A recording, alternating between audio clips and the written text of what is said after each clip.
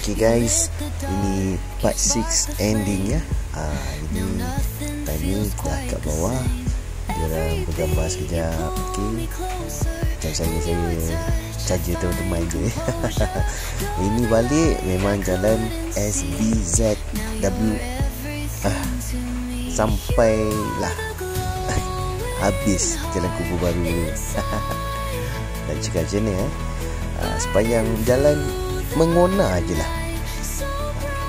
Dan turun memang hujan lah. Jadi kurang dalam pukul 6.30 tu kat bawah sampai dekat Tasik.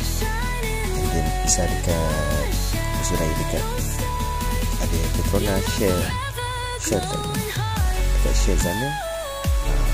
Saya terus ke Gombak. Dia planning dia sebenarnya nak naik Genting, akibatkan hujan, so semua balik ke rumah masing-masing.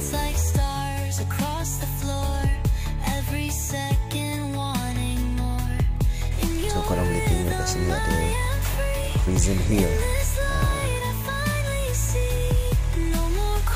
So ini view yang habis ending part 6. Okay guys, jumpa lagi dekat minggu depan lah ke kalau saya gaji saya buat.